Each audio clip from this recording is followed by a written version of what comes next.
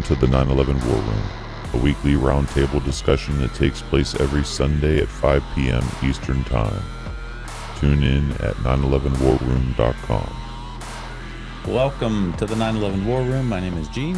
This is Sandra. Today is Sunday, June 28th, and we've got episode 241, and we're back home. Yay! Yay! With the regular settings and background and all of that stuff. I think everything should work.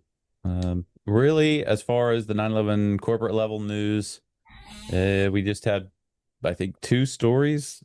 Scholarships available for students who lost loved ones to 9/11 illnesses. There's 5 scholarships for $25,000 apiece. Reads here, a New York-based foundation is offering scholarships to 5 graduating high school students who've lost loved ones to an illness linked to contaminant exposure. Goes on to say the September 11th Descendants Scholarship Program will award 5 $25,000 scholarships totaling $125,000 to high school seniors who have been accepted to an accredited college, university, community college, vocational school, or trade school.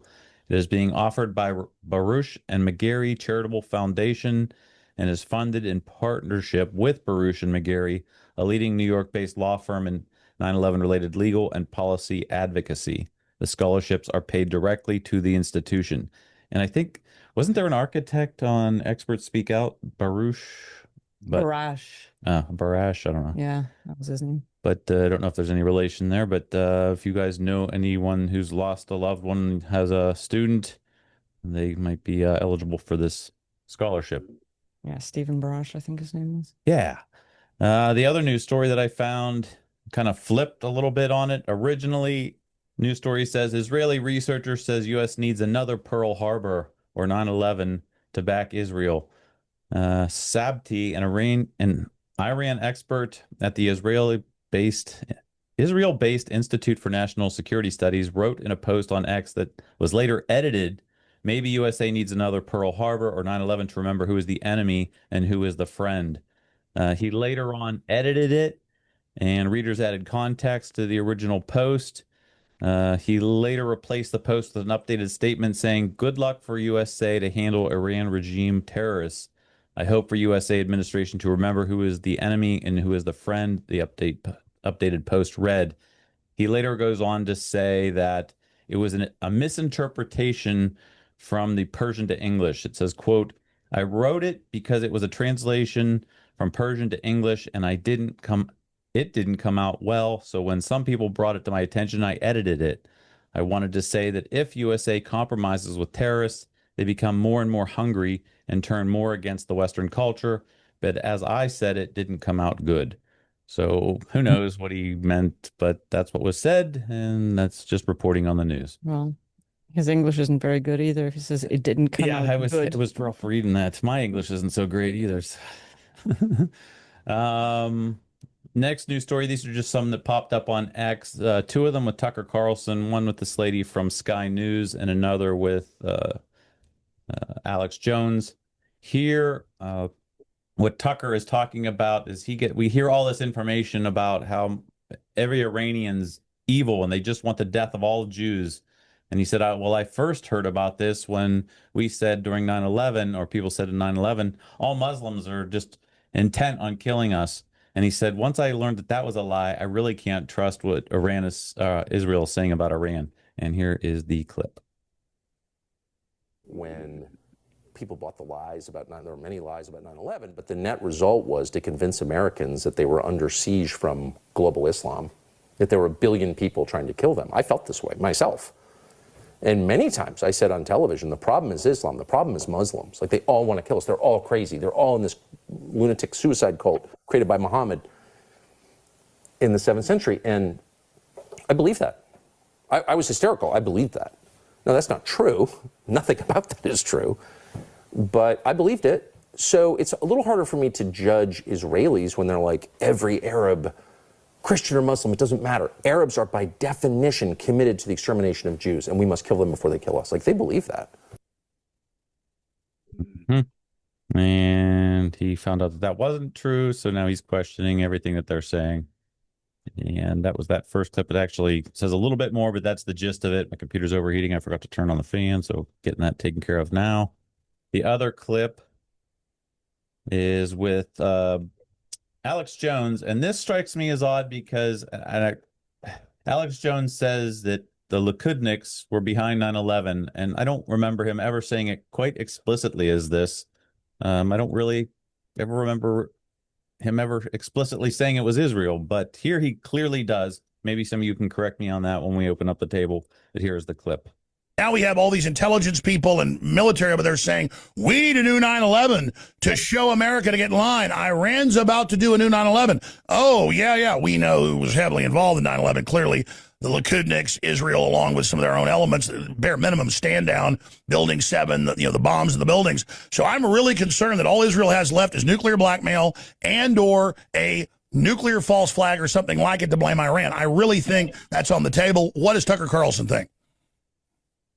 I think you're clearly right. I mean, they're saying it out loud, so we're not guessing. I mean, you just interpret their statements, which need very little interpretation because they're pretty direct statements. And I think they reflect reality. Israel feels that it's out of options other than something extreme. Moreover, this is not the beginning of the story. It's the end of a generations-long story. The buildup has been going for my entire life, and I'm 57, where Israel's solution to all problems outside its borders and often within its own borders is force, is killing people. We haven't killed enough people. That's why we're not at peace. And that's just a fundamental misread of life. Like, that actually doesn't work. It never ends well, ever, for anyone. Just as a practical matter, like show. Yep. And he goes on to say that he didn't really bite on Alex's statement there. He didn't confirm it or deny. I guess he did confirm it there. He said he agreed with it, but he didn't really talk about it anymore in depth. So that's that news story. That's all I really have as far as new 9/11 related news. We do have the 25th anniversary event in New York City. Planning's ongoing. This is September 10th through 13th in New York City. Again, confirmed speakers, Roger Waters, Jimmy Dore, Brett Weinstein. And I believe the ask for Tucker Carlson has already taken place. We're just waiting to get response. Perhaps Clayton Morris from Redacted and many others. It says here. Well, Phil Turney is here. Yes, Phil Turney. Oh, is Phil here again? No, Oh, yeah. I'm on the list. Meryl Nass, Mary Holland, Matt Campbell's going to be Yes. there, obviously. Bob and Helen McIlvaine, Raul Angulo, Chris Joya, Madava, Yeah. and Reverend Frank Morales. The Yep. morals. Nice. All right. So that's it for that. And Richard is still working on Crime Scene to Courtroom. Yeah, he just joined the call. Oh, excellent. Episode 6 should be coming out shortly. So we're looking forward to that. Anything to add on that one, Richard? Nope. All right. And Ali just raised his hand. I can say this. Barbara's out of town, Honegger, on the LC 911 crew, and we do our panel of our live broadcast of episode 6 when she gets back in town with the whole LC 911 panel board, my partner for 9/11 Crime Scene to Courtroom. So we'll definitely be broadcasting mid-July. All right. Looking right. forward to it. And hats off to Barb, who spent, I think she said, 11 hours Ugh. on an airplane seat, squished between two people. Wow. Yeah, middle seat. Yeah. Yeah. And 8 was enough for me. yeah, Gene was a wreck. The guy after next to me couldn't sit still for 30 seconds. I was about to lose it, but yeah, anyway. I digress. Thank you, Richard. Thank you. Ellie, hand up. Yes, I don't know if this is the right time. I just jumped in late and I heard you mention the turning the tide. Is the right time to ask a question about that? Yeah. Of course. What Table's open, yeah.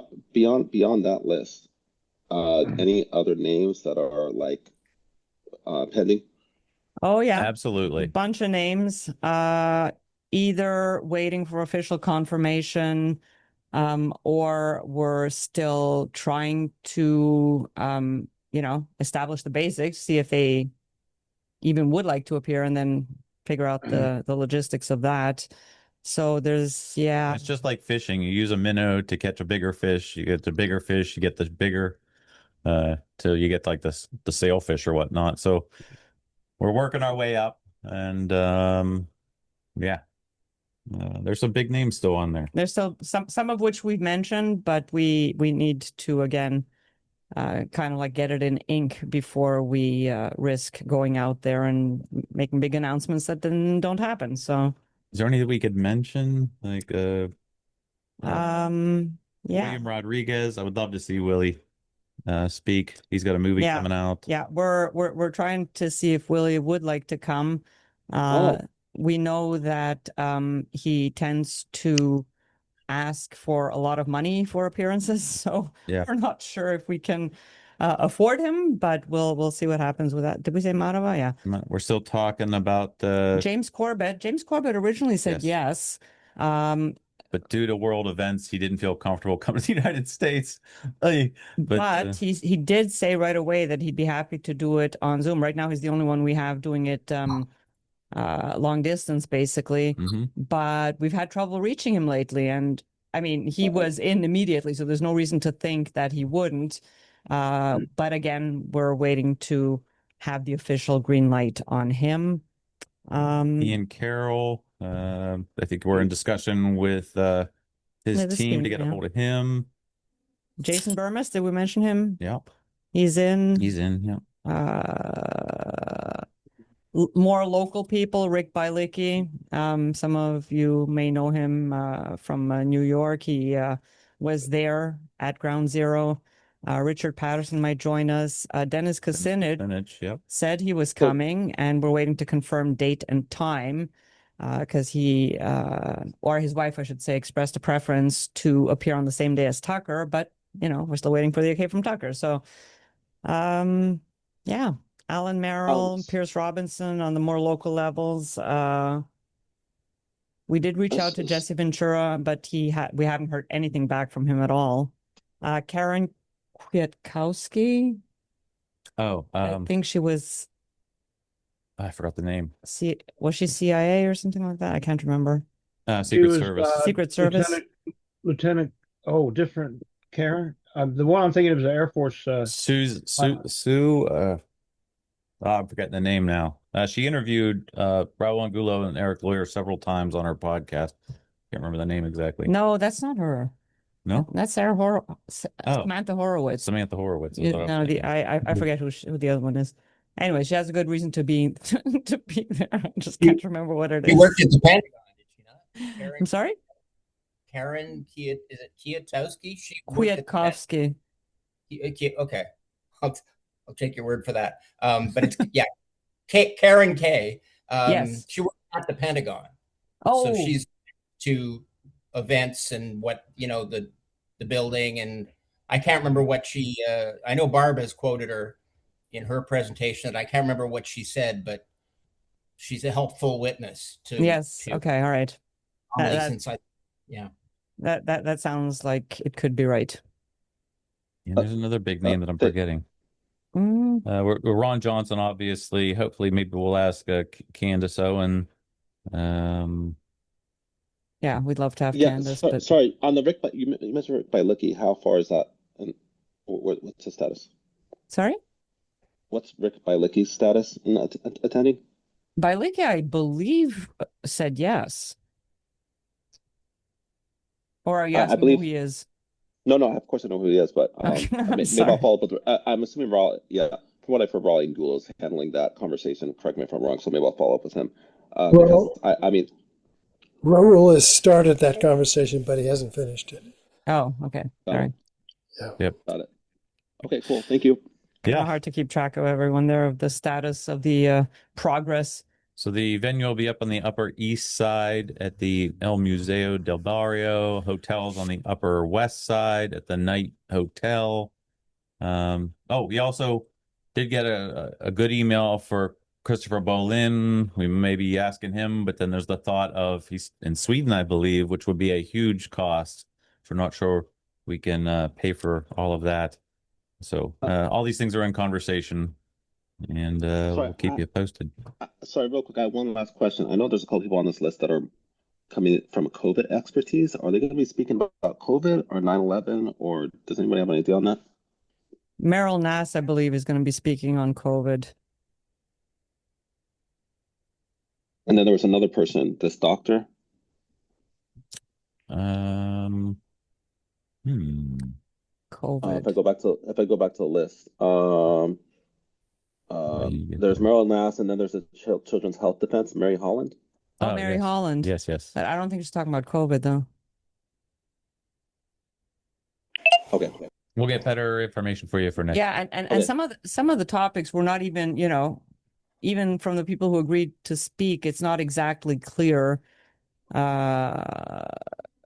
yet what they're going to focus on. They're trying to hone it. And just on a side note, okay, well, two things. I just wanted to say the pass, the early bird special pass that is available until July 15th for all 4 days, 4-day access pass is 125. So if anybody's thinking about getting that, now would be a good time to do it. The other side note I just wanted to mention was that, Gene is on X a lot, and he reaches out to people multiple times, multiple ways, any which way to get anyone's. That's how we touched base with Chris Martenson, and how we connected with a couple of people. Long story short, he liked a post on Ben Swann's, and he was on our list of people we were considering getting as a speaker. And Gene gets a message on X from Ben Swann that says, hey, thank you for supporting my work, this and that, whatever. So Gene says, hey, we've been, he's right here, right? So he says, this is what we're planning. I'm part of this group that's planning the 25th anniversary, and we'd love to have you as a speaker. And he immediately responded, said, I'd be honored to. And, can you tell me what the dates are, and what exactly would you like me to present on, and what angle would you? Anyways, a whole bunch of questions. And Gene answered them to the best of his ability, in short form, and basically said, we can arrange a call to get into the specifics. And even set up a WhatsApp group, a link to a Zoom call, all of that stuff. And suddenly it was dead, and it was dead. And then he went back, and we're starting to wonder, was that Ben Swann, But it was a checked account, I think. It was a checked account, and he changed his name, and it wasn't Ben Swann. He even sent a voice message in WhatsApp with Ben Swann's voice, and it wasn't Ben Swann. So What? you got to watch. Yeah. Yeah. I mean, in this day and age, you got to doubt everything and everyone. Yeah. It's But we just do have- crazy. I believe we have Ben Swann's info, though, right? We do have his actual contact info. I know at least Yep. Richard has been in contact with him. Yeah. I would assume so. Yeah. Somebody's got it. For another name, we forgot Marjorie Taylor Greene, possibly. Yeah. Okay. Well, I'm not even going to. Yeah, there's just some. There's some super long shots. I mean, we'd love to have Thomas Massey. Yep. But you just never know how it develops, because, like Gene said, you get one person and they have a connection to somebody else that they Yep. think might be a good deal, and next thing you know, you gotta. Before I go Great to the line. two hands, it's 5:20. For those that don't know, it's just a quick opportunity to say a prayer for 9/11 justice. It doesn't hurt, so just hang on for 1 second with me. Lord, come to you right now. I thank you so much for this opportunity to get together, to continue to carry the torch for 9/11 justice. It's just within all of us. For whatever reason, you've laid it on our heart. I just pray that we would react well to spreading the information to other people, to interacting with other people, and that we would hopefully see justice in our lifetime. We lay this at your feet. Thank you for this in your name. Amen. Mhm. Thank you, everybody. So table's open. I got some hands up. Susie.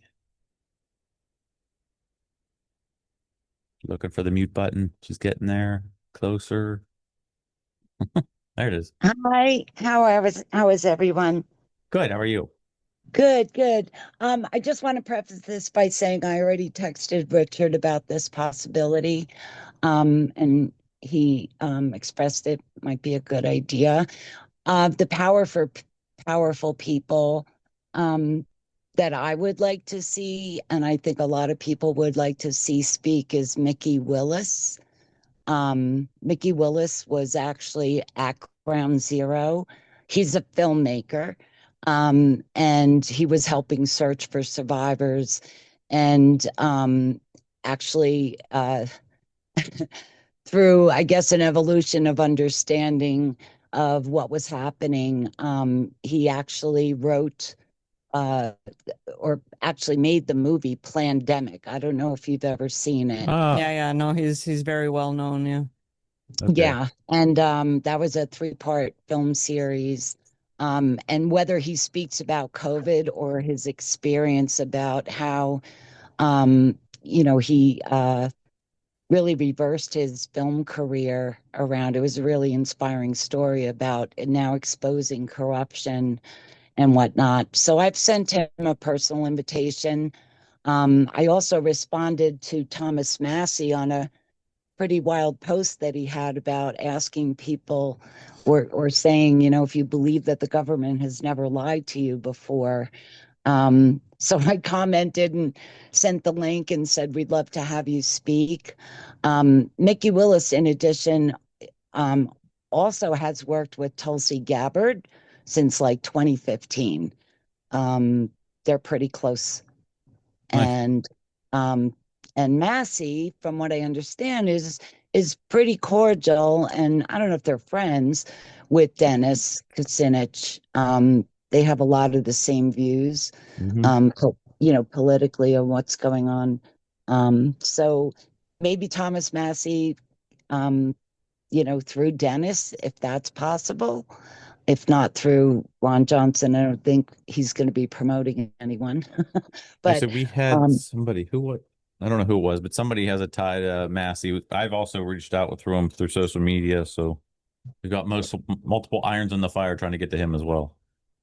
Yeah, no, is there any particular format that you guys are using for a professional invitation for people to speak?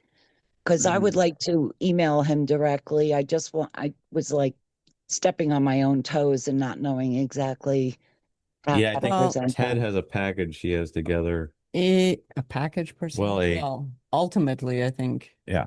Like but every situation is all situations are very different, depending on who's the contact point person and also who you're dealing with. Is it someone who usually works with contracts? Is it someone who works, with honoraria that get paid to speak? Each situation is individual, and we have to take them one by one, and in whatever shape or form makes sense. Yeah, I believe Mickey, it would just be personally to him or his wife. They're the only two that really handle their, the aspect Well, of look, the I film. mean, you reached out to him. Yeah. See what happens. Big things start with small steps, and if it works, then yeah, we'll try to make it happen, obviously. Okay, thank But you. we don't want him talking about COVID if somebody else already is. So it would have to be something else. Yeah. Thank you, Yeah, Susie. well, not 9/11, but I don't know anyone more experienced with Judy Mikovits and Fauci than Mickey Willis has presented in his films. But yeah. 10-4. Thank you. Great. Thanks. Jerry from Scotland. I certainly am, yeah. Am I coming through? Yeah, we flew Do you hear over. me? We flew over you yesterday at some point. Yeah. Should have thrown some out. Anyway, I'd like to say, I'm available for 20 grand an hour, just in case. But the other thing, I think I've already mentioned it a couple of dozen times, right? Have you given any thought to having like an independent internet connection backup, just in case? Given the scale of the event, right, and the speakers, it might be worth considering getting the cheapest Starlink or whatever, in case. It would be very easy for somebody just to really throttle the bandwidth, knowing if they know where this is going to take place. If somebody wanted to throttle the bandwidth around this and mess up the internet connection, they probably could quite easily. But if you had like Starlink or something, even like the cheapest thing, I mean, surely between us we could come up with enough to get the basic sort of thing. It would be a good safety net maybe to consider. I took note of that. I thank you for reminding us. That's definitely a great idea, just in case, because 1 month of Starlink is nothing. It's not nothing, but yeah, that'd be a great idea. And I think we're still in talks with Clayton Morse about him live streaming it. So yeah, waiting to confirm that as well. Thank you for that. Good Good point. The table is open. If anybody else has any new 9/11 news or a strategy point, Magnus. Hello, Gene. Hello. And Sandra. Very Hey, great Magnus. to see you. Good to see you. Hey, great to see you. And I'm wondering, Gene, can you see a picture in the chat? I'm getting there. I'm a little slow. All right. Let's see. Ay, ay, ay. I'm a little rusty. Here we go. Share screen 1. Oh boy, what's happening? Download, save. There we go. Coming up.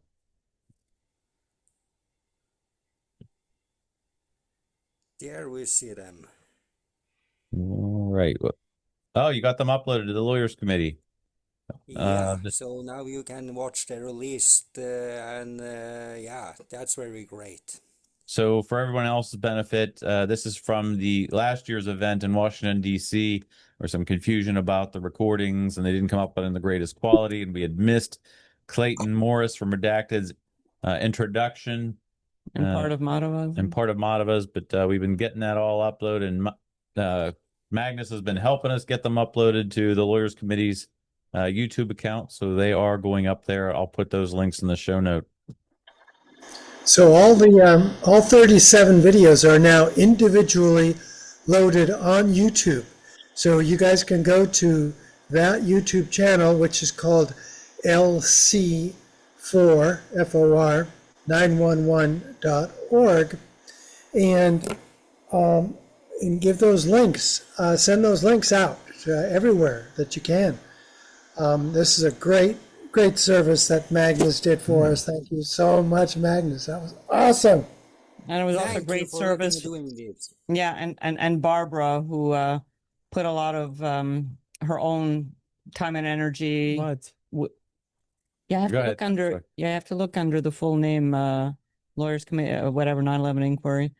Yeah, Barb's the one who made sure that we got all of these in, because before that we just had like the full video and the timestamps, which wasn't the best format to work with for sharing and stuff. But Barb made this happen, and we're pretty grateful that she did, so that we can have these today. Nice.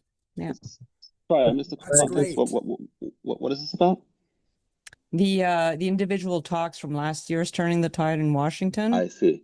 Yeah. Got it. It was just And one what- big sausage before with timestamps, and now they're all broken up and digitally, and well, not digitally enhanced, but they took out the glitches, they improved the coloring and all of that stuff. So it's a lot smoother now. Nice. And this is located where? Or where did you say it's located? This is at the Lawyers Committee's YouTube account. And I guess you do have to type in Lawyers Committee for 9/11 Inquiry in YouTube, and then you can see the channel, and You it's can- under their videos. Got it. Thank You you. just type in LC4, which is No, that doesn't work. 911.org. Oh, It's always worked. you can start off on the Lawyers Committee's Well- website and then go to their No, sorry, I'm talking about the website. yeah, Gene. You're All right, talking well, about the YouTube channel. Sorry, Gene, go ahead. No. YouTube channel. Let me see if I can get to it to make it easier for everybody. If you go to their website, do they have a link back to their YouTube channel? Scroll down to the bottom of the page, usually where people put it, I sure hope so. and it's not there. I'll make a note to put it there because I kind of run that website. Yeah, maybe. Under videos. Oh, there we go. Under videos, LC for 9/11 on YouTube. And come on. Voila. There we go. You go to the videos page and they're all right there. There we go. Sweet. All right. And Thank by the way, I you. just noticed a comment from Al in the chat about asking oh my God, what's his name?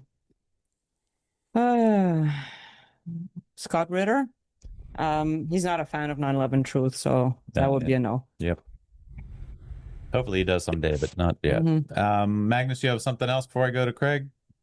Oh yeah, I just wanted to say that the last videos actually had those glitch and had to be re-uploaded and added to the lists. That's why they are not in the correct way, because we didn't know that the 4 videos had errors and had to be downloaded and uploaded 3 times. Ah, So sorry about that, guys.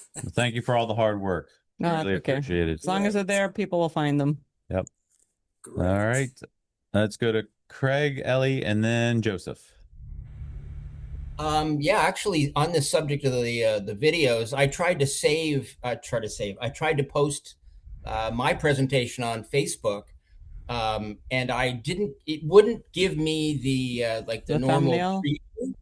the thumbnail. It just said YouTube, where it would take you to the video if you clicked on it, but it's not exactly an eye grabber. So I didn't know I just wondered if anybody had that problem, if that was something unique to me, or It is a problem. It is a huge problem, Craig. It's a very huge problem. I have problems on YouTube and Facebook and all these kind of things. And the most terrible thing is that your video on YouTube has been partially blocked in several countries. I don't know why, but the Pentagon presentation you have on YouTube has been partially blocked. And I Interesting. don't know why. Well, yeah, that's And because that's because I'm at the cutting edge of truth, and they have to stop me.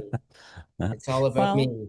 If they're blocking Craig's particularly, I find that very I've had interesting. that problem with several Yeah, different awesome. videos. It's not always no rhyme or reason on which YouTube. Sometimes it shows the thumbnail, other times it doesn't. What I do typically, if it doesn't, I delete my post, go back and grab a screenshot of the poster Yeah. image, paste that with the link. That's the best opportunity. And from what I heard, Facebook and YouTube don't make for very good bedfellows because they're kind of like not owned by the same people. So Oh. Facebook doesn't like to promote YouTube. So if you promote a video from anywhere else, it will automatically show the thumbnail, but at YouTube, it's hit or miss. Yeah, it hasn't really happened to me in a while, but anyway, so I'll try that. Yeah, just fiddle with it.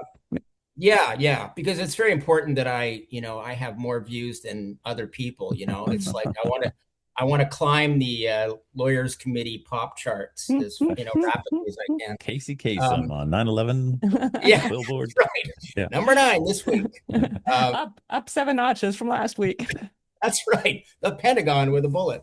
Anything else, I sir? happen to be doing some other research, sort of at the same time as we're talking here, and I just came across that Karen Kwiatkowski. Mhm. Yeah.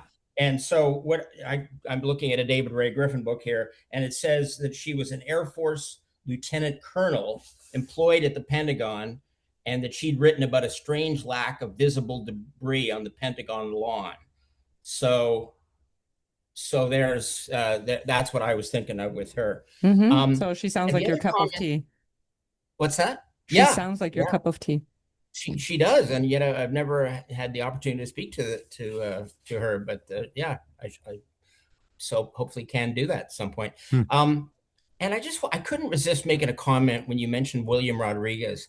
I would be inclined, as much as he has a prominent place in the 9/11 story, I think I would be inclined to not invite him to a conference where because he has a reputation for sort of like promoting himself and wanting money and all that. He does. I don't want to speak bad on anybody anymore in these calls. I really, after some. Well, I'm not speaking bad about him.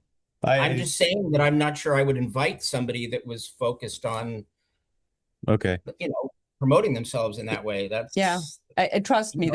First of all, it came up and with many, well, no, I shouldn't say many, but there's been quite a handful of cases of potential guests that are not clear cut a good idea.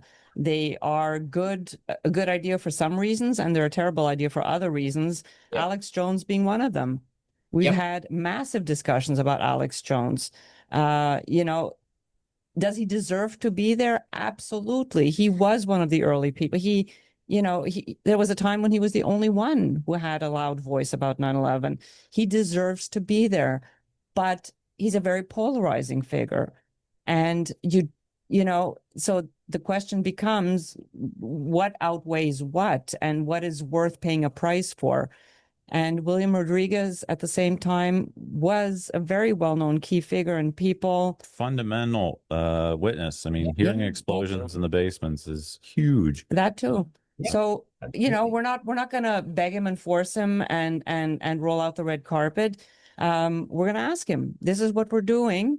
This is what we'd like to focus on the conference, you know, from this angle. And is this something that you'd be interested in? And we'll just see where it goes, honestly. Yeah. You know? Yep. Thank you. Yep. Go to Ellie. Yeah, there are a couple of first responders that I was curious about as well. Kevin McPadden, does anybody even have any type of contact with that individual? Not as far as I know. I think everybody knows who he is, and nobody seems to have any kind of connection to him or information for him or kept up with him or anything like that. What's the name again? I missed the name. Kevin McPadden. He's the one that said, you know, fireman put his hand, or a Red Cross worker put their hand over a radio, and you heard a countdown, and ba-boom. Yeah. Right. All right. Okay, and then also Craig Bartmer. Does anybody familiar with that person? Remember the name? Yeah, that name rings a bell right now. No, yeah, he's another one who said that he heard explosions at Building 7. He was in World Trade Center too, and was told to go back to his office. No, are you sure? No, Isn't that the guy? no, Doesn't ring a I bell. don't know. Sorry. I've got a That's number fine. for Craig. Sorry, Pardon me? Richard? Yeah, I have a number for Craig Bartmer. But he called me about 8 years ago, threatening to sue me because he can't get a job. Because when you look him up on the internet, you know, he's talking 9/11 truth. So he tried to back out of that. We began hearing this more than 12, 15 years ago. So Okay. he might have changed his mind. I'm just saying that's the status as far as I know. Yeah. Okay. Well, that's good to know. If I call him, he might, because I put him back in some slots. So I didn't want to risk losing that again. No And for- worries. I'll drop that. Thank you. Thanks, Ellie. I remember a couple of instances like that on the petition signers, the petition signers list of architect or engineers, I don't know what position they had, asking for the name to be removed because it turned out to be creating conflict in the rest of the world for them when they were applying for jobs. So it just goes to show that there's a price to pay for doing that. Maybe less so today, but 10, 15 years ago, it was a big deal. All right. Go to Joseph. Mr. Alaska.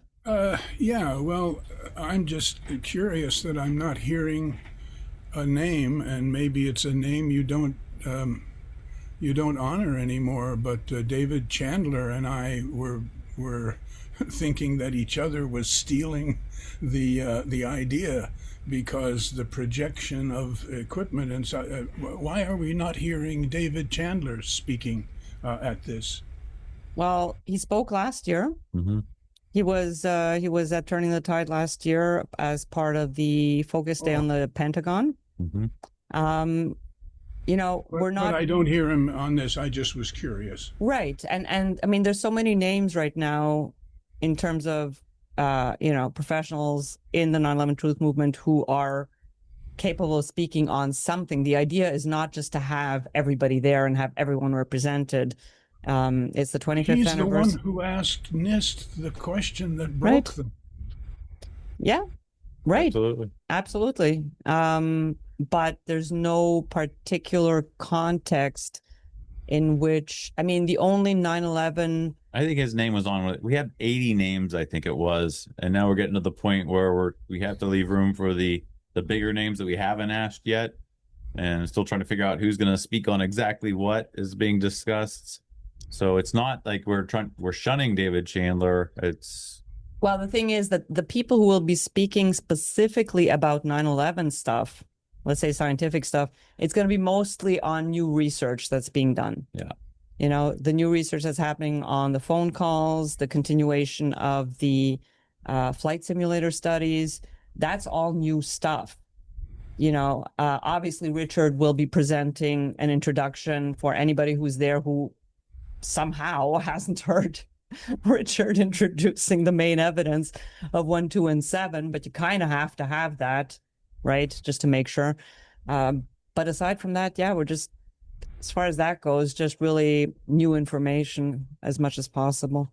David Chandler's work is covered really well in my presentation. Yeah, it's part of it. Anything else, Joseph? No, thank you. Thank you, sir. Jetty? Yeah. Yesterday, I had an opportunity to run, you know, the SAP 2000 models that we have. Yes.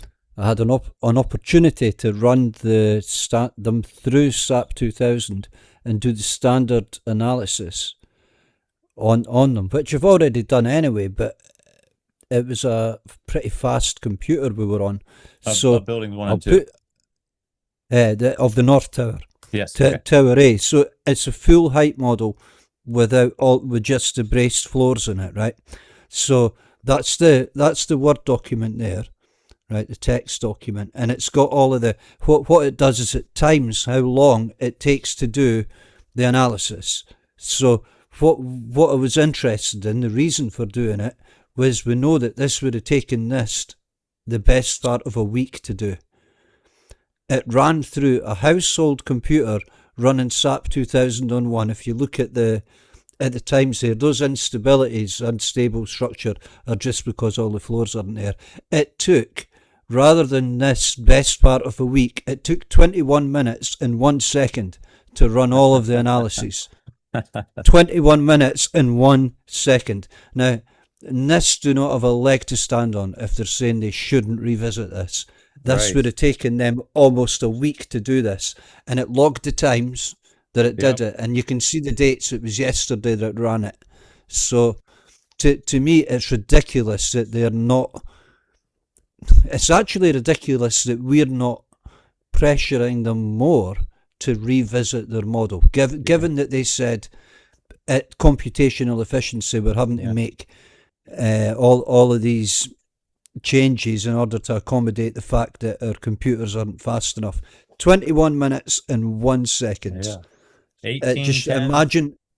From 1810 to 1831. Yeah. 20.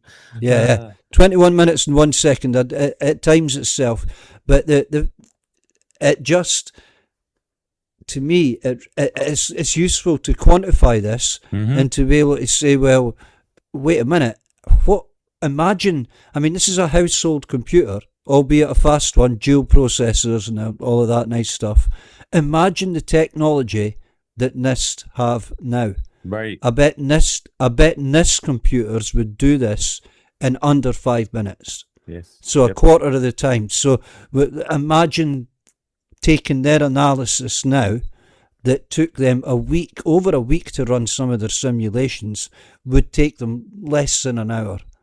They really, really need to look to be pressured, I believe, to go back and revisit this. It's in the charter that they have to. They should be getting pressured more. Anyway, I just thought I would bring that to your attention. Thank you. And I did we brought this up in another piece of news I should have mentioned. Mick's call was yesterday. We listened in from the airport. He was asking for any leads on things that need to be pursued as far as 9/11 investigation. And there were many people went around the room, I think 5 times, and everybody gave some pieces of information they thought that should be followed up on. I do appreciate all of them, and I know Mick definitely did. One thing I stated is I refiled the FOIA request for the Building 7 models and data. Got a reply from a person that represented Catherine Fletcher, and I got the same response that due to national security reasons, they won't release it, which is that standard page that we see where he said might jeopardize public safety. But in my reply, I got 3 pages, and the second 2 were completely blacked out. So they still will not release them, even though the UAF study has shown that, their models were released and the public didn't get harmed. Can- So yeah. Can I quickly interject there? Yeah. What we've never done yet in terms of the Building 7 data release requests, what we haven't done yet is separate them and say, can we have just this bit? Or can we have just this bit? It could be that one of the parts of that request can be considered proprietary information in terms of commercial information. What we really should perhaps consider doing is separating these items rather than lumping them all together. The more things you put in a request, the more chance there is of them turning it down. When I got the drawing books, I had to request the Lacklead steel floor assembly correspondence separate to all the rest because it got knocked back. When I requested it all together, it got knocked back. But then when I separated them into separate items, they responded. So it might be worth considering doing that. Yeah, that's a great idea. Thank you for that tip. I was looking to see if I could grab a screenshot of it. I can't find it. But anyways, thank you, Jerry. Let's go to Joshua. Good afternoon. I put in the chat a link to a YouTube video. Leonardo Salvaggio, who is a 9/11 researcher, I think mostly focusing on the geopolitics regarding 9/11. He interviewed a woman who was a Red Cross volunteer at Shanksville after 9/11, and it goes over her experiences at Shanksville. So I think this would be of interest to everybody in the call. Nice. Do you want me to bring it up, or just saying basically everybody check it out? Yeah, I think everybody just check it out and Okay. and watch it. Watch it if you have a chance to. Definitely. Thank you. Thank you. Now I was trying to do stuff. I was trying to do too many things there. Anybody else? New 9/11 news? Anything strategy, activism related? Carol dropped off the call, but she put in the chat reminding us that she was organizing a film festival on the West Coast, which is something that they do every year. That particular group in it's not LA, it's not San Diego either. I forget. Where are they? I forget where they are. West Coast. Near San Francisco, I believe. Yeah, right, in that area. She's going to be running the film festival. They are doing that on the 9th of September. And then she's going to be jetting over to New York because we will have a panel during Turning the Tide of people who were there in the very earliest days, basically 2001 to 2006. Leading up to when AE was founded and kind of, made things official.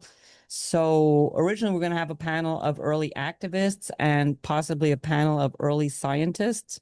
And the early activists turned out to be quite a challenge because the people that we would have liked to have speaking, like Les Jameson and Mike Berger, a couple of others, either declined or couldn't make it. And Carol is part of those early ones. So she's going to be part, and we're actually going to be combining it. It's going to be one panel of early activists, grassroots, and scientists talking about what the mood was in those days and how difficult it was and how they organized because, the internet was just barely a thing. And, how did they find each other? How did they go out? They did flyering and stuff like that. What was the reaction of, it was brutal back then. You got called all kinds of names if you dared question what happened that day. So she'll be part of that panel, and so will Phil Restino and a couple of others. So that's going to make for an interesting conversation. Yep. Oh, I found it. Real quick before I go to you, Magnus. This was my FOIA request for the Building 7 models and data.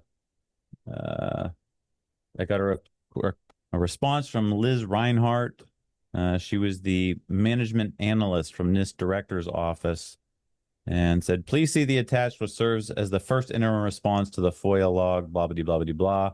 And the first page was the standard one we saw from Ron Brookman. It said it might jeopardize public safety, but then pages 2 and 3 completely blacked out from top to bottom. So basically they're saying, no, they're not going to release anything. But I like your approach.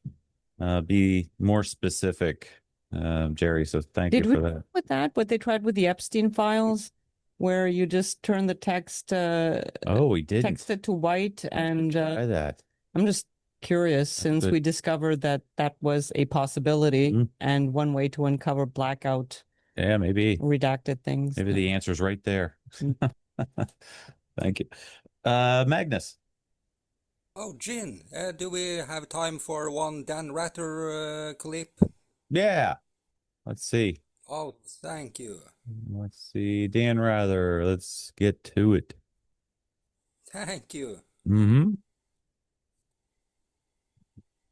And share. Volume's on and up. Here we go. That was 8:45 a.m. Then at 9:03, this happened. We're going to show you 4 different angles of the second plane hitting the second tower. Look at the speed of this plane. Pierces the heart of a city and a nation. It went deep into the building. Now from another angle. See how far the airplane got into the thing. It was literally like a rocket hitting the building. Now from the other direction, another shot. Balls of fire. And the doomed and the dead began plummeting out of the buildings. Yet another shot of how that second building was hit by the aircraft. Now, if you're saying to yourself, what made those buildings collapse? Those who constructed the building, those who designed the building said today that the force of an airplane, even a big commercial jet plane, hitting the building would not have caused the building to collapse. What happened, these aircraft were going so fast, they got into the building, they were loaded with volatile jet fuel. And the explosion and fire of the fuel from the aircraft setting off secondary explosion inside the building, that's what caused both of the Twin Towers to explode and be demolished. Be demolished, yeah. So that's not a jet fuel or anything of the fire. So that's just insane. Thank you. What makes me chuckle personally about it is that apparently they were built to withstand, you know, the impact of airplanes, but airplanes without fuel, because you know, because it's, hey, the airplanes won't take down the towers, but fuel will. Well, you can't have airplanes without fuel, so what the heck? No, I can't find. I don't believe Dan Rather's. Dan Rather goes crazy there. He knows they are demolished and tries to blame it on jet fuel and those. Yeah, it sounds like it. Yeah. Thank you for showing that, Gene.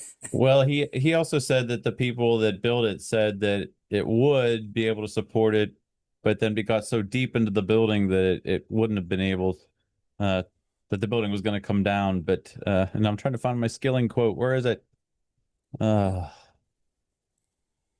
Why will it never find it when I need it? And it gives you just random stuff. Man, all right, I give up. But Jack Skilling says that, yeah, it definitely would survive. The problem was just the amount of jet fuel that was pouring into the building. There'd be a massive loss of lives. And then in another, I think it was a History Channel or Discovery Channel, where they talked about how you could take out 2 corners and a whole facade, a whole side, and the structure would still be there. So I think he was kind of contradicting. Seattle Times is where the John Skilling quote is, 1993. Yeah. And it normally pops up the very first thing, and it's not there. Thank you. David Campbell.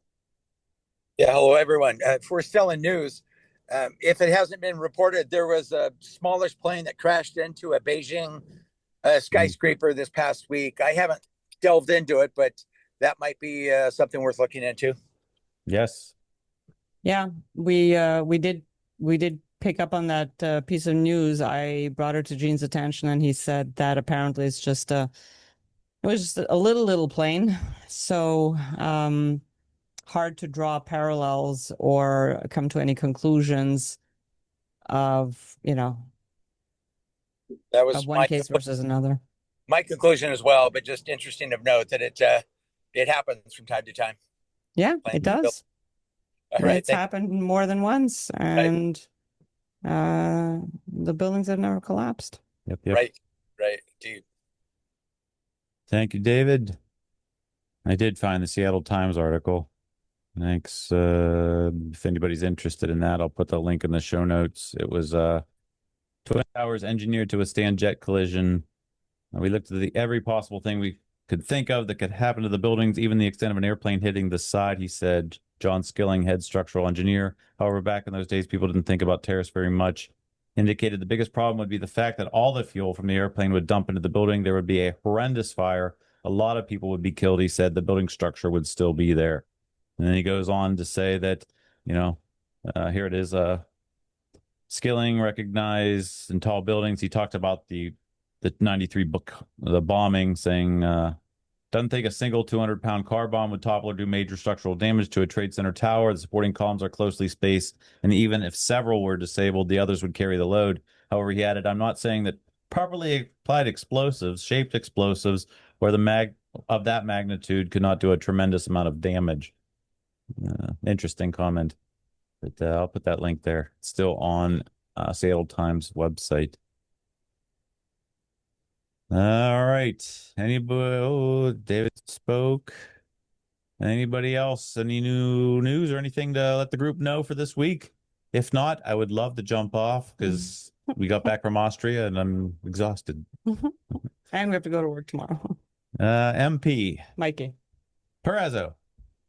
Hey, how's it going? Good. How are you? Good. I saw your trip on Facebook. It looked like fun. Congrats for getting over fears and going somewhere.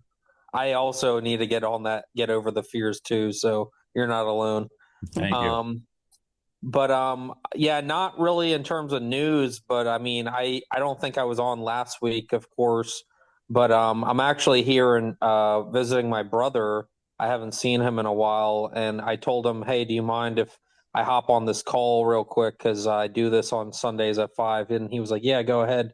Interestingly enough, my brother doesn't want to be on camera for obvious reasons, but he also agrees with me on 9/11 and what we're all about. So don't think that it's just olderish people. There's quite a few people that are his age, and you're how old?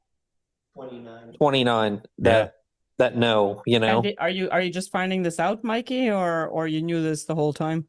I knew this for a while. I knew he was like this for a while, but I mean, it just happened that the stars lined up that I was visiting him here today and that I would be on this phone, the Zoom call. So just kind of funny just to throw him into the mix, because and he, what did you say? You said it's not even like weird to think that. You think that most people just know that? Is that what you had said? No, I think with a lot of the way the things are going in the world with like the wars in Iran and everything, reality is what you can see, but there's a lot that you can't see, right? So I don't know what happened with 9/11. I am not putting it on any country or any group of people or anything. I just know that whatever they told us is not adding up and doesn't seem to align with reality. So yeah, that's it. Great observation. If you guys are trying to grow this community, my one, I guess, suggestion would be they will try to frame this group as blaming Israel or something, but that's not what I believe. I don't know what happened. I want to know what happened, and I think the truth is the most empowering thing in this universe. So thank you. Well said. That was great. Thank you so much for those words. Yeah. because it's a very rational and a very grounded approach to things. We constantly, and of course, one can think of certain people being involved, but it's quite another to be able to come out and say, so and so did it, and that country was responsible, or that particular person was involved. It takes huge receipts, and just connecting the dots is not enough to come out and make an accusation, because then the onus is on you to prove it. And right now, it's not provable because the people who are involved are very protected. So I love that attitude. It's just very common sense to do that. And thank you for expressing that. Thank you, Mikey's brother, for saying that. I want to say that it also echoes. I was jumped in on my son's gaming group on Discord and was just listening in, and the name that I had was 9/11 was an inside job, and they kind of my son kind of joked with his buddies, not thinking that they would dig it, and he said his friend said, "Well, who doesn't know that now?" Like they all agreed, so that was kind of funny to hear that. And this is from a really young group of guys in their 20s, so Yeah, that's awesome. thank you, Mikey. Yeah, absolutely. And then I guess the only other thing I wanted to say was I'm obviously a little late to this party, but me and Chris were talking the other day, and like that's like so freaking huge that Roger Waters like came out of the woodwork. And like, I mean, don't get me wrong, the Aaron Rodgers thing was like kind of cool, but like this is like Roger Waters, dude. Like that is like, and to be honest, I've never been a huge Pink Floyd fan. Not because the music isn't like cool, but it's just not like I'm more of like a Rolling Stones type of guy, like more of like the guitars and funny lyrics and stuff. But like, yeah, like that is so freaking rad, man. Like that is just like who's gonna dispute that guy, Well, you don't have to be a Pink Floyd fan to agree that Pink Floyd was epic for the way they paved the road in the way that they did. So yeah, breaking through the wall. Yep. Dum-dum. All right. Thanks, Mikey. Thank Mikey's brother. All right. Yep. It's Mike Cook. Hey, did you get to see any kangaroos on your trip to Austria? Oh, stop it. I'm going to send you one of those "No Kangaroos in Austria" t-shirts, because they actually sell them, because there are too many people who don't know the difference between Austria and Australia. I've worked with them. It was really funny. We're dealing with these forms, concrete forms from Austria. They're really cool. He came all the way from Australia. They just don't know. Well, the lady at the post office almost sent my package to Australia once. So if Canada Post can't get it right, Thanks, there's Mike. little hope. You're welcome. Let's go to Carl, and then we'll go around the room. I would say Zionists, foreign and domestic, and their allies. And that does not mean just one religion. So there are a lot of economic interests that intersect over the greater Israel project. And I took a little road trip the last few days. And Gene, I'll leave it to you to narrate the little slideshow there if you like. It ends with some very nice Port Authority officers I got to know just a little bit earlier today. And there is a video, I'm not sure if I've shared it before, of my querying Dan Rather. It's been about 7 or 8 years ago now, about following up on his transparency about 9/11. Excellent. But the link is in the chat if you would care to share that as well. Yeah. How long is it? Oh, We've seen that one. Isn't that the one where Dan Rather was on stage? It was. Oh, yeah. We did play that. Yeah. But real quick, just to get through Carl. There's no need to play that again, man. That would be pointless. Yeah. But did you show the slideshow? Yep. I'm going to, right now you met Jimmy Dore, gave him a copy of Chris Boland's Solving 9/11 book. Al Museo del Barrio, checking it out. That's the venue that we're going to be at. I don't know who Ronald Feldman is. I don't see you're showing the pictures, are you? Oh, no, you're right. You're not screen. It's not carrying over. No, you're just showing still stuck on Twin. You're right. You're right. Hang on, let me Yeah, start over. Everyone can get to see Jimmy Dore receiving a personally inscribed copy of Nope. Solving 9/11. What is going on here? It's still showing the Seattle time Un momento, I'm having technical difficulties. screen. Screen, entire screen, screen 1. That should be. Maybe it's screen 2. Yeah. No, it's definitely having a problem. I'll try screen 2 because. Oh, it won't show chat images. Are you I have serious? to download each one individually to do that, and it's not letting me. Wow. Well, that's a problem. Well, just download Jimmy Dore and Yeah. my several pics with Port Authority officers, and It and takes a while to download Yeah, a that's picture. I met a very nice security person at Trade Center 7. Larry Silverstein's current office is in the new Building 7. He's there every day. Hmm. And yeah, according to a very nice young man who allowed me to park free of charge in front of the new Building 7. Well, if I were you, I would ask him to let you know if Silverstein ever doesn't show up for work one day. Well, I'm working on an appointment for an interview. Interview Wow. with. It will not let me share it. Larry Silverstein. You're trying to interview Silverstein? Well, who wouldn't? Wow. That'd be great. Go for it. I mean, Luke. Sometimes he has dermatologist appointments, so you want to That's right. schedule around that. Anything else, Carl, before we That's go around? terrible. You'll be the first to go Did- around the room. Anything? So did you share any of those photos or? It's not working for me right now. I tried multiple times, and I would have to download them all, which would be time consuming, and I just want to go around the room. Oh my. Well, maybe you can download them and share them next week. Thank you, Gene. Yeah.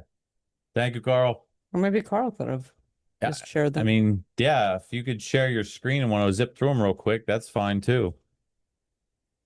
I don't know how to do that. Yeah, we'll do it for next week. Ask ChatGPT, and then you can do it next week.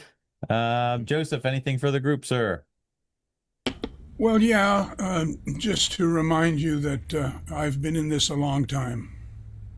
There are some people on right now who ask me how long I've been in it.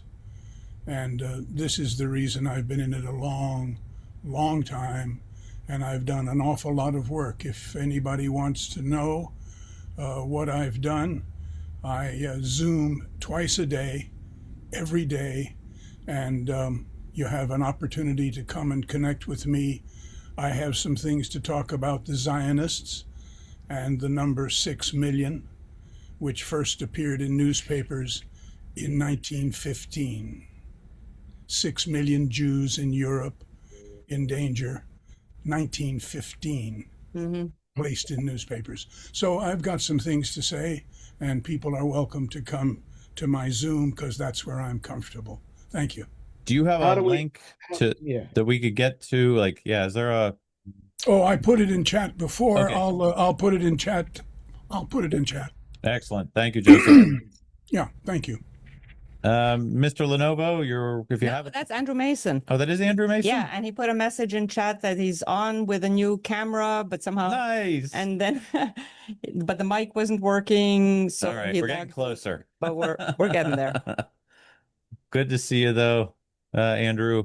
And hopefully we'll hear from you next time. But thank you for being here. He's been taking a beating from the Do crowd on X. They have basically spammed all of his messages, his Substack post that he makes, which is just, I mean, if you have a legitimate gripe about a piece of evidence that you disagree on, that's one thing. But to flood and make pictures of a person with clown faces and stuff, it's just, that's uncalled for. And hats off for him for hanging in there. Well, it just shows the weakness of an argument if that's all you got. Yep. Thank you, Andrew, for being here. Brian, good. Anything for the group? Nope. All good. Good to see you. Al, you awake? Wakey, wakey. Sorry. 1 minute. Where am I here? You're right there. You're good. We see you. Oh, you can hear me. Oh. Yeah, and you got good quality. I missed your call last week. And I guess you put a ban on Chuck Fall and Mike, whoever it was. Yeah, I didn't want to And- get into it, but I figured somebody might bring it up. So if they did, that's when I was going to discuss it. But you know, we did listen, Sandra and I, from the way back from Austria to the Boston call with Fran Shore and Marty Hopper.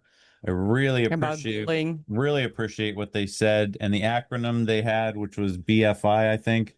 You know, if somebody offends you, explain what the behavior was. I forgot now what it is. The behavior, What it made you feel, How and it the made you impact that it had on you. Yes. And then I go back and I had sent this email to Mike and Chuck that I'm going to share with you guys. And it basically modeled that exact thing. And it's just these calls were made to be productive for talking about 9/11, new 9/11 news, strategy, and activism. It really wasn't here for us to go at each other and cut each other's throats. And, you know, it just becomes toxic. And I don't really, it just makes me feel dirty. Like I gotta go to shower after a call, and I don't want the calls to be like that. But this is what I sent to them. Mike and Chuck Fall, and I copied all the people that were in the call last week, and I said this: Dear Mike and Chuck, I'm writing this to inform you both you are no longer welcome to participate in the 9/11 War Room calls. I wanted to send this out immediately after the call, but felt that I should give myself a day to pray and think about it without the emotion. Your behavior, let me zoom in here. Your behavior during episode 240 and other prior calls has repeatedly crossed the line into disruption and hostility that undermines the purpose of the show, New 9/11 News Strategy and Activism. Mike's specific issues include aggressive demands that others admit things or prove negative propositions about secret technologies, turning what should be a focused discussion on news strategy and activism into a prolonged, circular, and heated argument on his preferred topics, even after multiple participants and hosts asked to move on, and contributing to an overall toxic atmosphere that caused several longtime participants to express frustration and exhaustion. Chuck, you continue to misrepresent key facts and show an inability to engage with basic arguments presented by others. This includes repeatedly pushing due explanations while ignoring or distorting evidence for explosive thermites such as the red-gray chips, molten metal, and high-temperature effects documented in peer-reviewed work, and drawing weak or inaccurate comparisons, including surviving papers, Lahaina fires, that have been addressed multiple times. This pattern derails productive conversations in the same way as Mike's. We have tried to maintain a space for civil, productive conversation where people can disagree respectfully without it descending into personal confrontation or derailing the entire call. Your combined pattern of engagement makes that impossible. Many others on the call noted how the discussion became unproductive and embarrassing as a direct result. This decision is final. You both have been removed from any future War Room Zoom links. Also note that I will not see your replies as I've added you both to the block senders list. I wish you well in your own independent efforts. You will no longer be part of this particular forum. And just want to say a couple things. Mike and I got into it in the past where I blocked him and forgave, let it go under the water under the bridge, and he was back for a bunch of calls, and it just descended into the same thing. I also want to say that I am not censoring directed energy weapons. If anybody wants to talk about it, that's fine with me. I just don't care to dwell on it here. I do appreciate the evidence that Bob Greenyer presented on one of Mick's calls, where he showed these crenulated microspheres, where he showed there was evidence of some other technology also found to be part of 9/11. I think that's very interesting. It looks compelling and it looks to be legit. So I'm not against DEWs. I'm not saying that that's the only technology or mechanism used, just like nobody here, and Richard's never said that he thinks that nanothermite was the sole mechanism for bringing down the towers. There were multiple mechanisms used, especially if you're a government, you're going to ensure that those buildings were coming down. You're not going to risk the whole plan being foiled because some goofball couldn't hit the tower. So that's really all I wanted to say about that. Al, you brought up a hornet's nest there, but sorry about that. I all just good. wasn't sure if that ever came up in a meeting. So yeah. anyway. And I want to also, since you brought it up, now you got me all fired up. I saw that Andy Steele did a recent interview with Norman Swanepoel, dropping some bombs about AE 9/11 Truth. Yeah, thanks, Jerry, for passing that on. And Norman made a statement about how Sandra and I administer the Facebook 9/11 Truth movement groups, and that we don't allow discussion of certain topics. I want to emphatically state we don't do that. You can come into the 9/11 War Truth Movement Facebook groups and talk about whatever you want to talk about. Whoa, whoa, whoa. It's just when people start attacking each other and start mocking each other with laughing emojis and swearing at each other, that we don't want that. No, that goes without saying, but there is a line. Everything has a line. We do not, and it's sometimes it's just a matter of how it's presented, but we are very careful with the DEW stuff. On the Pentagon, we have thus far allowed, both sides to be presented as long as it's done in a very evidence-based way and not just, screaming headlines or kind of like cartoonish memes or whatever it is. But DEWs, we have been super strict about that. We have not allowed that. For the most part, we had very few submissions anyway. But the thing is, on that point, no matter what it is that you do, no matter what your platform is, no matter what your group is, no matter what you're organizing, everybody has a line.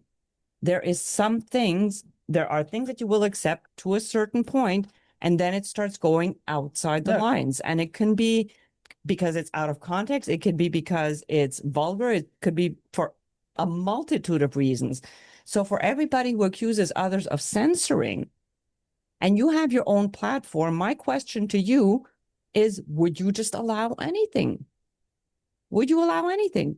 And well, I definitely posted Bob Greenyer's and that's exactly it. That's like so a scientific presentation with yeah. Mick, and it was a very articulate, very thorough, a little bit very high. Most of it went over my head, to be honest, but I did post that in the 9/11 Truth Movement Facebook group. No, and that's again, that comes down to, is it based in fact? We don't just agree to post things that we agree with. We don't do that. Yes.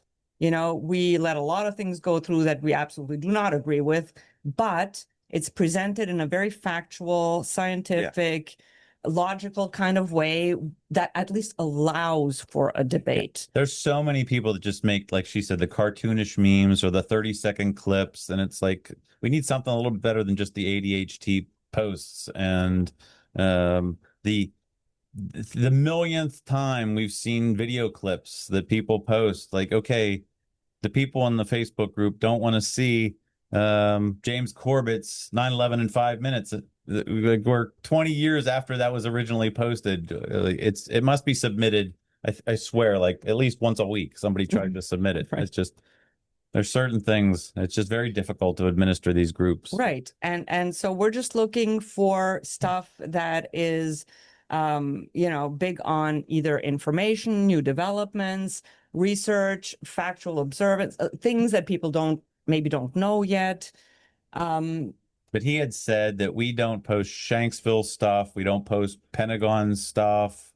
And that's not the case. Those are definitely being It is posted. absolutely not the case. But most of the stuff that gets submitted is just, it's neither here nor there. Yeah.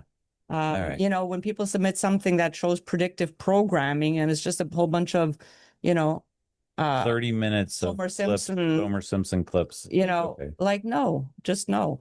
So everybody has a line is what I'm trying to say. And we just have criteria of where we want to keep it to a level of, not sensationalism, not mockery, not simplification, and keep it serious. So that's all it is. Yep. I go back to Al. Anything else, Al? Yeah, sorry. On a lighter note, did you take your t-shirts with you to Austria?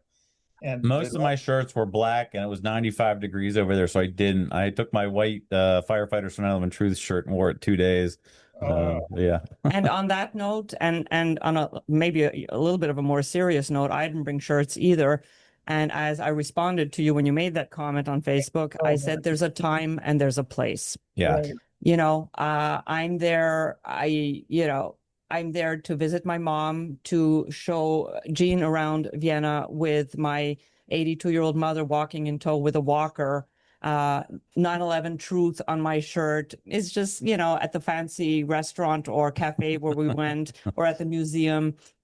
Just, you know, Yeah. I have limits too. It's not 9/11 truth at all costs sometimes. We weren't censoring it. It just Yeah. wasn't. And even I there, get it. I get it. you know, it's just a matter of respect. Yeah. And Thank you, Al. again, All right. Carl, you got your hand back up? Yeah, yes, as long as we've gone on about even bashing people who have been permanently excluded, I really didn't bash anybody, so let's be careful about those statements there. well in the past you've actually allowed people to go on at length bashing me. I apologize for that, and I did apologize for that. Continue, sir. Oh no, I hadn't heard the apology. So I really would ask you to. You've shared many times photos I posted in chat to just share the picture with Jimmy Dore and the Carl, two pictures. Carl, please. You're able to do it. All right, Carl, I'm going to say it a second and a third time now. I've tried multiple times. It won't come up. It won't come up on the screen for me to download. It's going to take me another 5 minutes to download all those pictures. And I just don't have time to do that right now. I also agreed. Carl had asked me when he did he had an hour-long talk after the Mick presentation when, who was it? Who was on? Richard gave his presentation. And after Richard's presentation, Carl was on. I didn't put that in the title that the hour after Richard's presentation, Carl gave an hour, had a conversation with Mick. I am going to change the title. So for searchability, if anybody wants to look for Carl's. So I didn't like in the subject you said that I was hiding it. I wasn't hiding it. Whoa. Now Okay. there you are bashing me.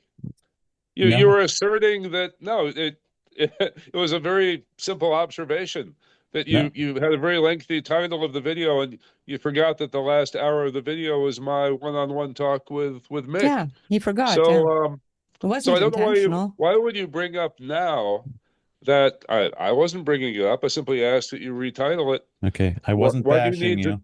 Why do you need to tell people Because that I'm you interpret it as I'm saying it now because you had just said that I was there was some nefarious word that you used that I was basically not sharing your pictures of Jimmy Dore on purpose. And that I told you when it happened that I was having technical difficulties to make that happen.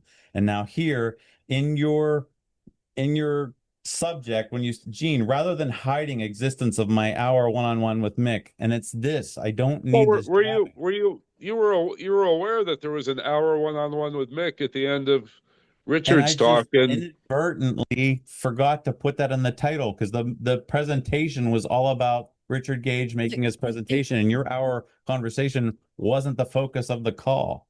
Yeah, and if you understand, it's not just a matter of the Zoom being over and Gene just like sharing it.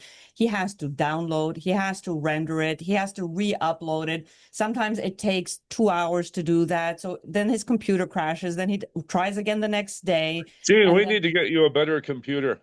But I'm just saying it's a lot I've got a of fine computer. I'm going to retitle it for you. Well, Thank no, you I just don't know why you brought that up. You didn't need to defend yourself. But so there are many people who have not seen the 3-some minute, it's 3 minutes and 40 seconds of Dan Rather being challenged to revisit what he said about Building 7 years ago. And you're not able to share a YouTube link other than from Magnus, I guess. Carl, I'm going to repeat again. This is what's so frustrating because we made the statement and now I got to say the statement again. We've already said that we've played that in a past call. Everybody's seen that. And you even said, well, then we don't need to play it right now. And you even said, since we've already played that in the past, we don't need to play it again. And now you're saying this to contradict yourself. So please, I'm going to move on. I thank you for your participation. Can I so frustrating. That's called tug in cheek. And then I mute him and he unmutes himself to talk over us again. This is what just bothers me about this. No, this is to respond to you, Gene. But the thing is that ultimately, I mean, many people have not seen it. Disregard, Sandra. Just I don't need to hear this. I don't need to hear this. All right, I apologize.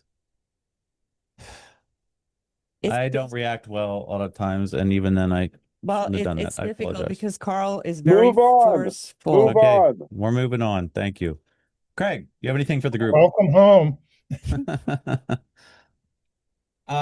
Yeah, I just a quick thing. I'll mention that if anybody's interested in the discussion we had on the 9/11 other deep state Oh, crimes, that was last teleconference Wednesday. Yeah. last Wednesday, it was a presentation on a non 9/11 subject, but it related a lot of 9/11 stuff came up in the discussion, as I recall. And one thing that was very interesting about it that I think is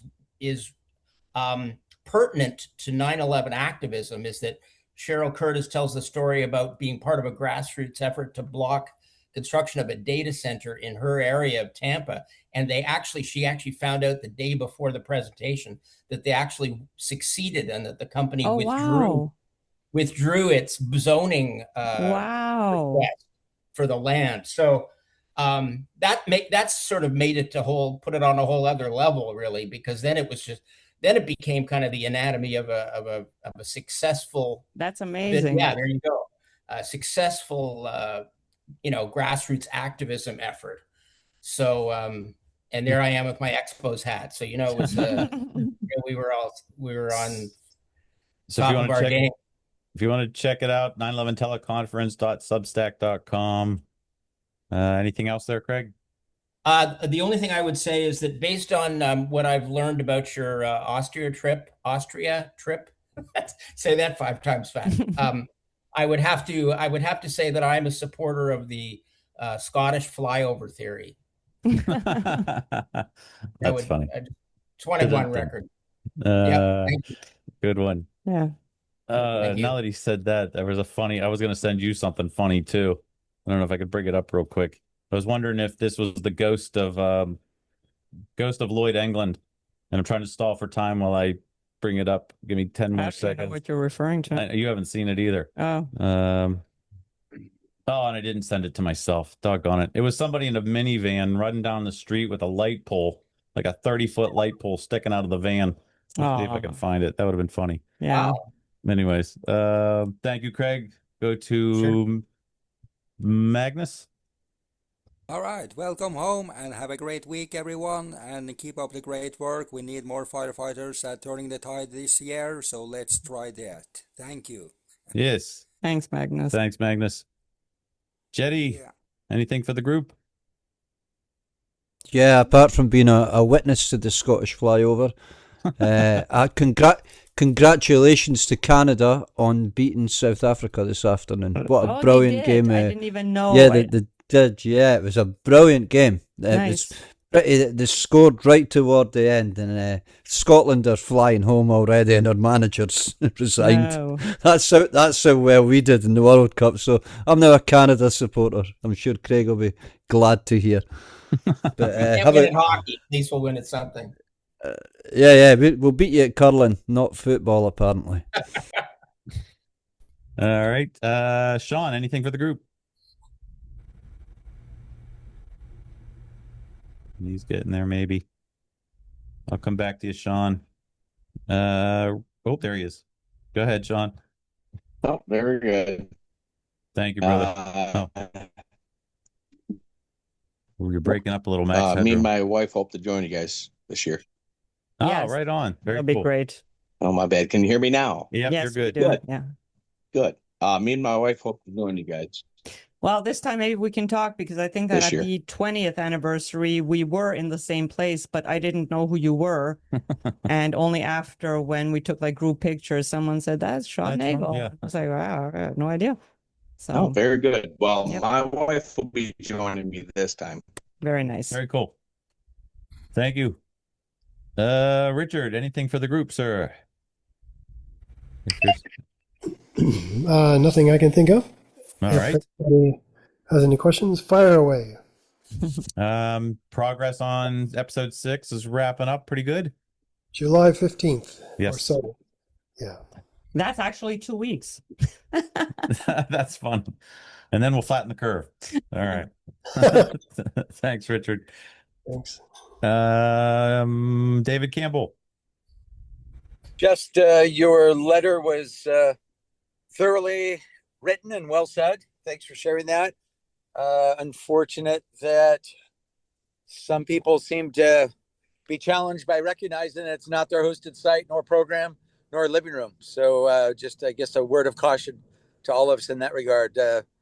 Also wanting for robust exchange and truth and honesty, which I think you do a good job of maintaining. Get some rest, you too, and see you next time. Thank you. It's the hope was to have a roundtable discussion where we can all meet and share the newest information for the week. I was accused of being making it a 9/11 consumer thing where we're just interested in just talking about it, not doing anything. We're also activists, so whatever you can do in your local towns to just raise awareness, we highly recommend that. And we try to do that, and then trying to provide an environment where we can all talk. Not everybody's gonna be happy about it. Yeah, but so. on that note, can I just make a quick mention? Because just earlier when we started the show and we're talking about the conference, there was a discussion about, have you considered inviting such a person, and what about such a person? And the whole thing was a discussion. Yeah. Somebody said, what about that person? Said, well, yeah, good idea, because maybe not so good idea. Oh, I see. Well, have you considered this? That was a discussion. That wasn't someone telling, you should have so-and-so on, and this is why, and you're deciding. And, that's what we're looking for. Just a discussion. Yeah. Input, output. That's it. Aye. Thank you, David. Here. Joshua, anything for the group? This week I've been reading Lawrence Wright's book, The Looming Tower, Al-Qaeda and the Road to 9/11.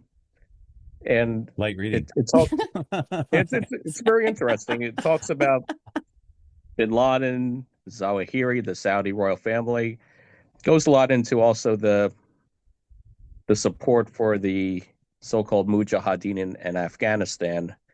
The one thing that I'm struggling with the book is it doesn't make sense to me why bin Laden, Zawahiri supposedly developed this hatred for the United States when the United States backed their efforts in Afghanistan against the pro-Soviet government. It's just something that doesn't quite make sense to me. And with regard also to the Afghan Arabs, before bin Laden and Zawahiri were running it, there was a religious cleric named Abdullah Azam, who was Palestinian. He was the religious leader of all of them. And rather than focus his efforts on confronting Israel, Azam was actually focused really on the fighting the pro-Soviet government in Afghanistan. So in effect, he was on the side of the United States and Israel. So it just doesn't, I'm just not seeing why bin Laden, Zawahiri developed this hatred of the United States. And I know the whole thing about the military, U.S. military having a presence on Saudi soil, but that was to protect the reactionary Saudi regime from the secular Saddam Hussein regime in Iraq. So I know the standard thing is that bin Laden developed this hatred of the United States and had to, in his mind, attack the United States wherever possible. But the reasoning behind it just doesn't make sense to me. Yeah, it seems like that would have it's propaganda to manufacture the story they needed, that he was the boogeyman. It seems to make more sense. That could be. Yeah. How far through the book did you get? I think I'm about 2/3 of the way through. Okay. Well, maybe it's a very interesting book. Yeah, let us know when you finish it if there were any changes or something that helped clarify it for you. Yep, I will. Thank you. Thank you. And I think you raised something in the concern for Andrew. I don't know if you could talk or you want to type and I'll read it, or I don't know how you raise your hand, but Maybe Andrew doesn't know that he raised his hand. oh. You might not have meant to. No, you didn't mean to. Okay, all good. But now you know how to raise your hand. Yeah, let me lower it. There we go. Who's next? Susie. Susie, anything for the group? Yes, I thought it was interesting to hear about the Boeing plane analysis hitting the towers. I seem to recall my father had a pretty in-depth notes about actually two analyses that were done prior to 1964, and that was a landing analysis that was pretty similar to what happened to the Empire State Building. But there was also a load analysis which compared the Boeing 707 fully loaded. This was a quad engine plane, not a twin engine plane. And it was fully loaded with all passengers, full heavy cargo, luggage, and a full tank of fuel, hitting the trade centers at 600 miles an hour. That report was held by the the Port Authority, because they used that as evidence to support the actual construction of the towers. That was supposed to be in favor of them getting approved for permits and things of that nature. I know he has notes on this. I'm going to go into storage next week over the holiday weekend and see if I can drum them up. Yeah, because NIST even acknowledges that report existed, but when they said they went to look for it, no one was able to find it. And then the comparison under, I just remember my father saying the load difference between the 767, the way it was like a third of the passengers, all of the cargo was mostly paper and small electronics. And they only had 9,000 gallons of fuel when they hit the towers. That the weight comparison, which didn't take into the kinetic force energies, but the weight in and of itself was merely a little bit over 1,500 pounds difference. So I'm going to go try and see if I can get those notes on what he said. Thank you. For those that, real quick, for those that don't know, her father was Richard Heumann. He was the chief WTC electrical design engineer. You'll see him in Experts Speak Out. I think he was also in Blueprint for Truth, it says here. So yeah, hopefully you can find those notes. What else did you have, Susie? Well, you said you were going to discuss on the call whether or not we could get a senior discount on the VIP ticket. We forgot to talk about that. We were in the throes of going to Austria and everything. We weren't even sure we were going to make the call because it was 10 o'clock at night after touring half of Vienna. I'll write that down and we will check into that for you. Yeah. And then the other thing, and I know you're exhausted and I'll give you time, but I'm trying to put that flyer together. And now that Richard's on the call about the 50 questions that are listed on his website, you said there's a PDF or you would drop it into a PDF or something. Yep. Writing myself 2 notes right now. Okay, he's writing them down. I'm going to have to remind him because. Oh, that's not right. It's not right. I know. It's so true. No, I really appreciate it. I really, really appreciate it. Yeah, because I'd like to know about the VIP tickets only because it's costing me over $1,000 just to get out there without even the hotel yet. And I don't know if I should put it into the VIP ticket or if I should, give us a few more days, Susie. Yep. Yeah, I just don't want the open passes, the early birds to run out if that's all I'm left with. Yep. Thanks. Thank you. Yeah. I think I got everybody in the room. If not, speak now. Well, hold on. And I'm coming to you next. Everybody in the call. Sandra, anything for the group? Just a couple of things. One of them is I did not know this person very well. Apparently one of the early activists, that's how her name came up, Kat McGuire. I don't know anyways, apparently she passed away just this June. Craig? Yeah. I don't know tons of detail, but I just found out about this last week in time for our monthly call there. Cheryl, Kat was was an off and on again regular on our our call for Oh. many years. Okay. Not so much in recent years, but definitely she was on there many times. She also used to co-host False Flag Weekly News with Kevin Barrett for a period of time. So she became ill in, I guess, recent months and whatnot. And so I'm glad you thought of mentioning that, because I would have mentioned it if I'd thought of it and I didn't. But Yeah. yes, definitely worth noting that she passed. Yeah, so that just kind of leads me into something that I have mentioned, that during the Turning the Tide, we are going to have a small dedication to all the activists that have passed since they began. We have so unfortunately, it sounds terrible, but I'm gonna have to add her to the list. We have 47 activists. And somebody, oh my God, somebody just reminded me, what about Chuck Smith? And it's like, I cannot believe I forgot Chuck on the list. I mean, actually, one of the people that, I worked with the most out of this whole list of people. So it just goes to show that there's always maybe someone that you're forgetting. So if you think I'm forgetting someone, maybe let me know.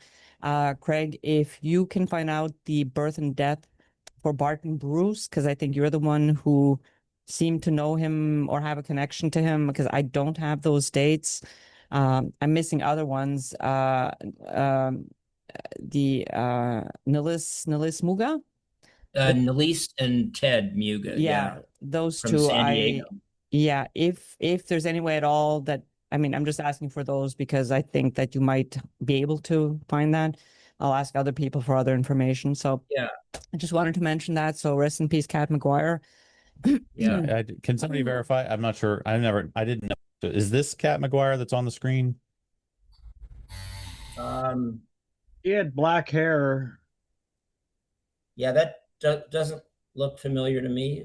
Oh. That All right. Somebody has an image of her too. But I mean, how many people are named Kat? I mean, yeah, I don't know. I didn't really see a lot of Kat. I just sort of And was it Maguire or was it MC Guire?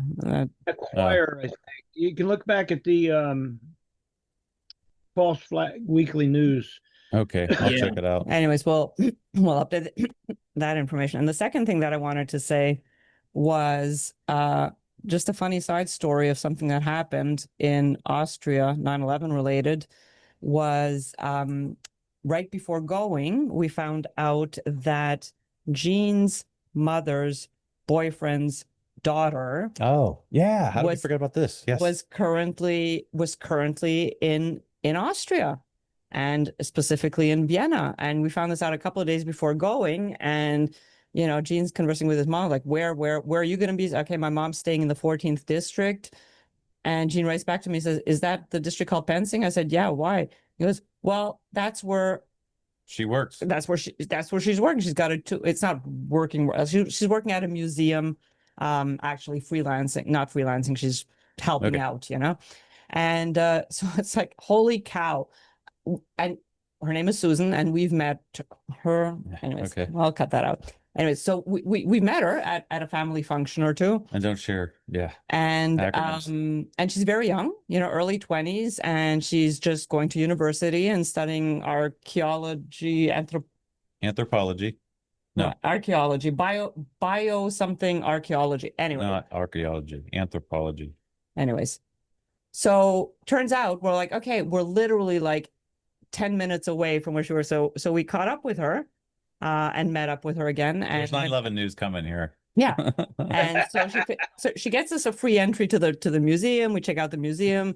We go for a coffee after, the three of us, when she's done with her shift, and she asked us about 9/11. We've never talked about this in the past because I guess family functions and Christmas dinner is not the best place to bring it up. So if you want to take it from there, yeah. So she is. Is it maybe anthropology is not the right word. Basically, she's studying the forensic analysis of human bodies and what happens. And her particular interest, the reason she's going to the university, is to study what happened to the bodies found on 9/11. And I was like, what did you say? Like, this is the whole reason she's going to this school, to join an organization. Hopefully, I won't mention the organization, she would be on the inside. And I said, well, one, it's probably not good that you're meeting with us because I'm sure I'm on some lists. But it was great because AE 9/11 Truth went and visited Cyril Wecht. We lost Cyril Wecht, and Cyril Wecht had made some amazing statements about Bobby McIlvaine and Jeff Campbell, saying, well, the intermingling and the fact that for Jeff Campbell, there was another person's body part embedded into the inside of his skull. And Cyril Wecht said that can only be from an explosive effect. And after talking to this young lady through all her studies, she's saying that's what all I'm finding is all these body parts hundreds of feet away from the building could only be from some type of explosive effect. And she was firmly convinced of that. That's what she's finishing her studies in. And I was just blown away. And she spoke to agents in the field who basically told her that there are still thousands of body parts that are still waiting to be analyzed and looked at. And it's her purpose to go back to New York and be part of identifying those body parts. So, and the funny thing is, to her, it's literally just a scientific interest, intrigue, getting to the bottom of this. It's like, so she's not a 9/11 activist. She's not a truther. She's not going to be out on the streets with some banners with us, screaming for truth and justice, which is great because she's going to be doing that very scientific, assuming all goes well, obviously. But this is what drove her interest, literally. And we found this out on our vacation in Austria. So just thousands of miles from home. It's funny because I thought it was a God thing because you don't talk about these things over Christmas dinner because her dad doesn't want to talk about 9/11. And my mom knows I am, but just didn't want to do that in front of her boyfriend on a Christmas dinner. So God made it happen that we crossed paths in Austria for this to come to our attention. So just fantastic. Oh, yeah, that was a great, great story. We lost Cyril Wecht, but now we have a new anthropologist. Hopefully. Yeah. We're rooting for her. Yes. All right. Thank you.